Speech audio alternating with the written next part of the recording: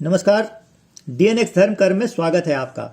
मोक्षदा एकादशी साल के अंत में पड़ने वाली मार्गशीर्ष महीने के शुक्ल पक्ष की एकादशी को मोक्षदा एकादशी के नाम से जाना जाता है। नाम से ही विदित है मोक्ष प्रदान करने वाली एकादशी। डीएनएक्स धर्म कर्म में लगातार आपने जाना साल भर में पड़ने वाले 24 एकादशी तिथियों की महिमा भगवान कृष्ण ने युधिष्ठिर को बताई है। मोक्षदा एकादशी के साथ एक खास बात है, इसी दिन गीता का जन्म भी हुआ था। आज ही के दिन पड़ती है गीता जयंती। पूरे विश्व में गीता ही एकमात्र धर्म ग्रंथ है जिसकी जयंती मनाई जाती है। आज ही के दिन भगवान कृष्ण ने अर्जुन को गीता का उपदेश दिया था। इस उपदेश के बाद अर्जुन ने पूरे मनोयोग से युद्ध किया और शत्रुओं का वध किया, जिससे उन्हें मोक्ष की प्राप्ति हुई। आइए जानते हैं अब एकादशी व्रत की महिमा और इसके पीछे की पौराणिक कथा।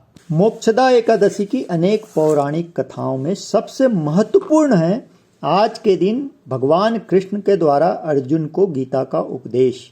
गीता में उद्धृत श्री कृष्ण के अर्जुन से संवाद, जिनका चिंतन मनन हमें आज से सामंजस्य बिठाकर समय का प्रबंधन करते हुए धर्म अर्थ काम के साथ मोक्ष का एहसास कराता है। ओम नमो भगवते वासुदेवाय नमः। पुराणों के अनुसार भगवान श्री कृष्ण धर्मराज युधिष्ठिर को मोक्षदायिनी एकादशी का महत्व समझाते हुए कहते हैं कि मोक्षदा एकादशी पुण्य फल देने वाली होती है। जो लोग इस दिन सच्चे मन से पूजा आराधना करते हैं उनके सभी कष्ट दूर हो जाते हैं और वह मोक्ष को प्राप्त करता है। मार्गशीर्ष महीने के शुक्ल पक्ष को पड़ने वाली एकादशी को मोक्षदायिनी कहा गया है। हिंदू धर्म ग्रंथों में इसे पितरों को मोक्ष दिलाने वाली एकादशी कहा गया है।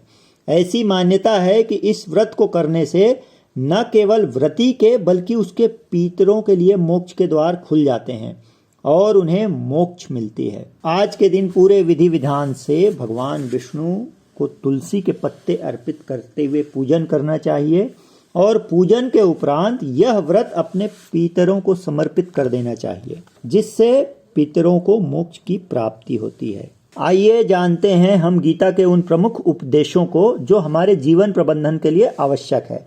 आप अंत तक बने रहिएगा इस वीडियो के साथ। इसी तरीके के अन्य जानकारियों के लिए आप डीएनएक्स धर्म कर्म देखना न भूलें। यदि आप इस चैनल में पहली बार आ रहे हैं तो चैनल सब्सक्राइब कर लें। जीवन जीने की कला के रूप में गीता के उपदेशों में समाहित है। हर इंसान को अपने नियत कर्म करने चाहिए, क्योंकि कर्म न करने की अपेक्षा कर्म करना श्रेष्ठ है। यदि वास्तविक शांति प्राप्त करनी है तो इच्छाओं से ऊपर उठना पड़ेगा। शरीर अस्थाई जबकि आत्मा स्थायी है। भगवान श्री कृष्ण अर्जुन को उपदेश देते हुए कहते हैं कि मानव का शरीर मात्र एक कपड़े का टुकड़ा है, जिसे आत्मा हर जन्म में शरीर रूपी इन कपड़ों को बदलती है। आत्मा अमर है जबकि शरीर अस्थाई है। वर्ण विभाजन ब्राह्मण, क्षत्रिय, वैश्य और शूद्र संबंधित कर्म के अनुसार किए गए हैं। क्रोध भ्रम को जन्म देता है। मनुष्य को क्रोध आने पर उसका मस्तिष्क सही और गलत में फर्क करना भूल जाता है। इसलिए किसी काम को क्रोध से नहीं बल्कि शांत मन से करना चाहिए। भगवान पर किसी कर्म का प्रभाव नहीं पड़ता और ना ही वो किसी धर्म बंधन में बंधते हैं। स्वार्थ का त्याग करें। अगर आप अपने जीवन में सफल और खुश रहना चाहते हैं तो स्वार्थ की भावना को कभी भी अपने मन में ना आने दें। ज्ञान को प्राप्त करने के लिए विनम्रता आवश्यक है। प्रकृति निरंतर परिवर्तित होती रहती है। भगवान का साथ मनुष्य के साथ सदैव रहता है। भगवान को जानने के लिए एकमात्र साधन है भक्ति। कर्म करें, फल की चिंता नहीं। व्यक्ति को हमेशा कर्म करना चाहिए, फल की चिंता नहीं करना चाहिए। कभी भी अपने कर्तव्यों से दूर नहीं भागना चाहिए। कर्म करते समय परिणाम की चिंता करना व्यर्थ है।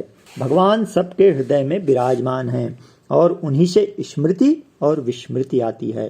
काम, क्रोध तथा लोभ ये तीन नरक के द्वार हैं। जीवन जीने की कला में पारंगत होने के साथ साथ अपने जीवन में सफल होने के लिए आप आज ही संकल्प लें मोक्षदा एकादशी व्रत रहने का और अपने जीवन में गीता के इन उपदेशों को समाहित करने का। नमस्कार।